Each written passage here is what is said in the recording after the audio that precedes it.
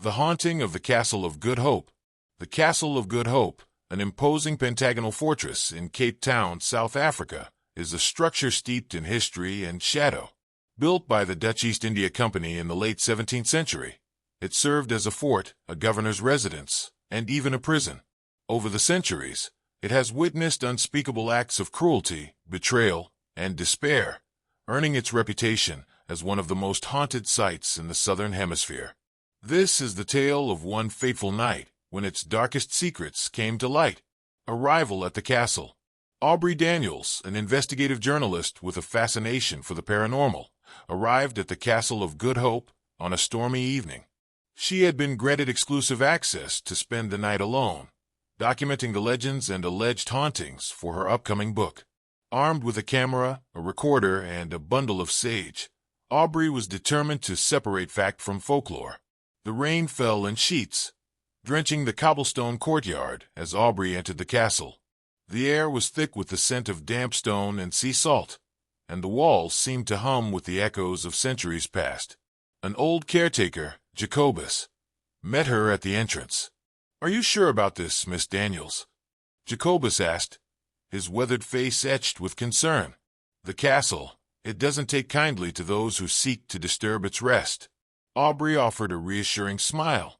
"I'm not here to disturb, just to observe." Jacobus handed her a lantern and a key. "Stay out of the dungeon, and whatever you do, don't ring the bell after dark." The Bell Tower. The legend of the Bell Tower was one of the castle's most infamous tales. It was said that the bell, removed years ago after it mysteriously rang on its own, would still toll when tragedy loomed. Some believed it was the ghost of a soldier who had hung himself in the tower, his restless spirit warning of impending doom. Aubrey decided to begin her investigation there. Climbing the narrow staircase to the tower, she felt the temperature drop with each step. Her lantern cast long, flickering shadows on the walls, and the sound of her footsteps seemed unnaturally loud. At the top, the room was empty, save for a rusted bell clapper lying on the floor. Aubrey set up a recorder and began asking questions. "Is anyone here?" she called out. "Why do you ring the bell?" For a moment there was silence. Then, faintly, she heard a metallic clang, as if the bell were struck from afar. Her heart raced as she turned to her equipment. The recorder captured the sound, but there was no logical source. A chill ran down her spine as she whispered, "Thank you for answering." The dungeon. Against Jacobus' warning, Aubrey felt compelled to explore the dungeon. It was here that prisoners had been chained, tortured, and left to languish in the darkness. The walls were lined with rusted manacles, and the floor was slick with moisture. The air was heavy with the scent of decay. As she descended into the dungeon, the lantern flickered violently. Aubrey paused, her pulse quickening. The oppressive silence was broken only by the distant drip of water. She set up her camera and began documenting the eerie atmosphere. Suddenly, a low moan echoed through the chamber. Aubrey froze, her breath catching in her throat. The sound grew louder, accompanied by the clinking of chains. She turned toward the source and saw a faint figure, a man dressed in tattered clothes, his face contorted in agony. He reached out to her, his translucent hand passing through the air. "Help us," he pleaded, his voice trembling with despair. Aubrey's fear melted into sorrow. "How can I help you?" she asked. The figure faded, leaving only the sound of chains in its wake. Aubrey realized the dungeon's ghosts were not malevolent. They were trapped, reliving their suffering for eternity. The Lady in Grey. The Lady in Grey was another well-known specter of the castle. Described as a woman in a long, flowing gown, she was often seen walking the battlements or weeping in the governor's quarters. Some believed she was a noblewoman betrayed by her lover, while others claimed she was a prisoner unjustly executed.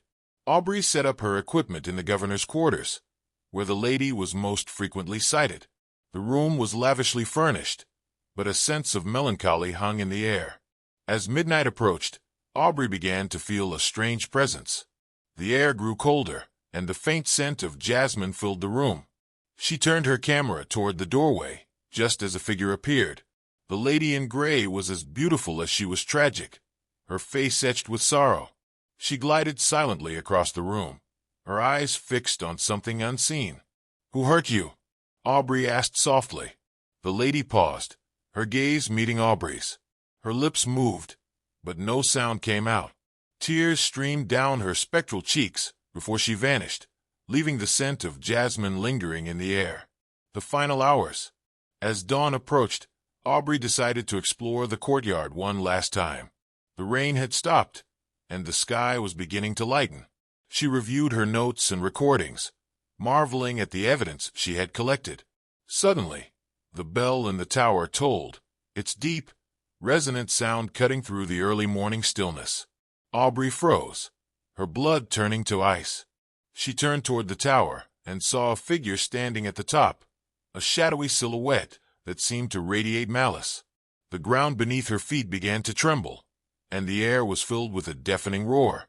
Aubrey's instinct screamed at her to run, but she stood her ground, determined to face whatever was coming. "I'm not afraid of you," she shouted. "You can't hurt me." The figure in the tower let out a piercing scream before vanishing. The trembling stopped, and the courtyard fell silent once more. Aubrey's knees buckled, and she collapsed to the ground, her heart pounding. The aftermath. When Jacobus returned in the morning, he found Aubrey sitting in the courtyard, her face pale but resolute. She shared her experiences, showing him the recordings and photographs she had taken. Jacobus nodded solemnly. "The castle showed you its truth," he said. "Few have seen what you have and lived to tell the tale." Aubrey left the Castle of Good Hope with a profound sense of awe and respect. The ghosts of the castle were not merely remnants of the past. They were a living testament to the pain and resilience of those who had come before. Her story would not only chronicle the supernatural, but also honor the lives of the forgotten souls who still walked its halls. And though she would never forget the horrors she had witnessed, she felt a strange sense of peace. The Castle of Good Hope had shared its secrets, and in doing so, it had given her a purpose: to ensure that the voices of the past were never silenced again.